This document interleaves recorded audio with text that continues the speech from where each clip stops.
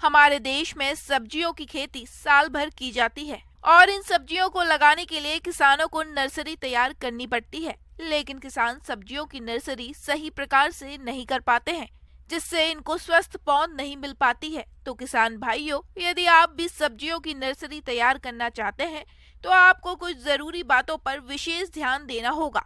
तो आप नर्सरी तैयार करते समय किन किन बातों का ध्यान रखें, इस बारे में जानकारी दे रहे हैं कालाडेरा के सहायक कृषि अधिकारी JS नथावत।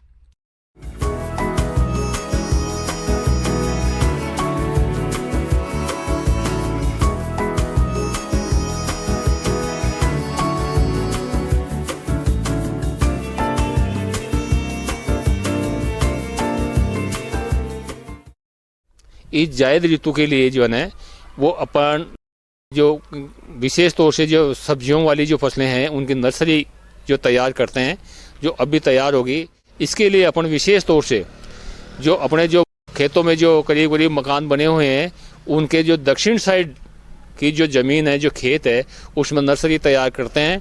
नर्सरी तैयार करने से पहले अपन जहाँ भी जो नर्सरी के लिए उपयुक्त ज़मीन है उसको खेत से थोड़ा सा ऊपर कर लें। दूसरी बात, इसकी जो साइज है, क्यारी की साइज वो करीब करीब 3 मीटर मतलब 1 गज के करीबन रखते हैं, जिससे क्या है कि दोनों तरफ जो है वो बैठने की जगह रहे और पौध को उखाड़ने के लिए जो है वो भी जगह बनी रहे। और ऊपर करने के बाद उसमें जो है अच्छे से जो है खाद डालें, वर्मी कंपोस्ट डालें। खाद और उर्वरकों का प्रयोग सब्जियों की नर्सरी हेतु 3 मीटर लंबी क्यारी के लिए 10 किलोग्राम गोबर की सड़ी खाद नर्सरी की जमीन तैयार करते समय मिला दी जाती है। इसके अलावा इसमें पोषक तत्व के रूप में 100 ग्राम यूरिया, 150 ग्राम DAP और 120 ग्राम MOP प्रति क्यारी की दर से मिलाकर पौधशाला तैयार करते हैं। किसान भाइयों, नर्सरी तैयार करने में एक सबसे बड़ा पहलू है प्रजातियों का चुनाव। वैसे तो आजकल कई किस्में बाजार में उपलब्ध हैं, लेकिन किसान भाइयों को चाहिए कि अपने क्षेत्र के अनुसार किस्मों का चयन करें, जो इस प्रकार है। मिर्च की उन्नत किस्मों में मथानिया लौंग, पूसा ललकार, पूसा सदाबहार, पंत मिर्च 1-2 किस्में हैं। बैगन की उन्नत किस्मों में पूसा पर्पल लौंग, पूसा पर्पल क्लस्टर, पूसा श्यामला किस्में हैं। और टमाटर की उन्नत किस्मों में पूसा संकर 1-2-4, पूसा 120, पूसा शीतल किस्में हैं, जिनका चयन करके आप अच्छी पैदावार ले सकते हैं। किसान भाइयों, अब बात करते हैं उचित बीज दर की।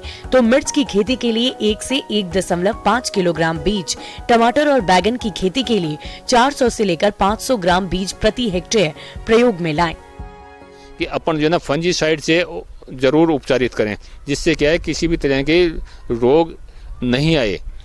तो इससे जमीन के मतलब खेत को जो ऊपर करने के बाद उसमें जो है बीज जो है वो डालते हैं, और बीज जो है ना गहराई में नहीं डालना है।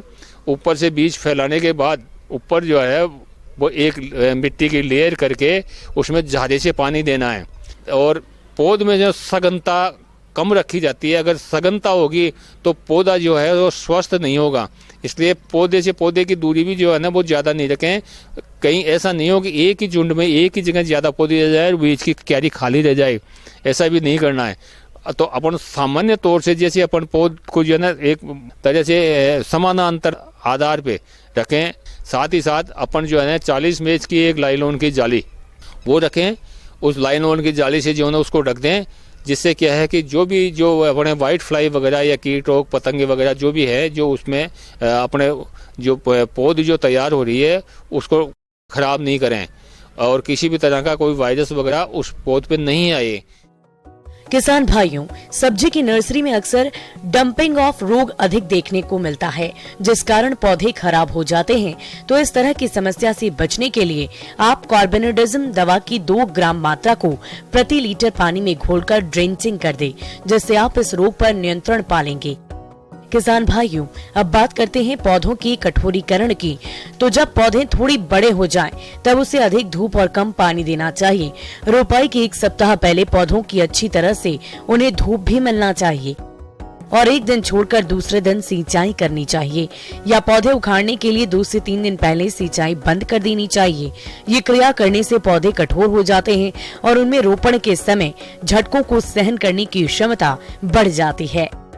सामान्यतः 4 से लेकर 6 सप्ताह के पौधे जब 10 से 15 सेंटीमीटर ऊंचे और 4 से 6 पत्तियों वाली अवस्था पर हो जाते हैं तब इन्हें रोपण के लिए सही समझा जाता है। तो इस हिसाब से अपन जो है वो पौध को तैयार करें। किसान भाइयों, अब लेते हैं एक छोटा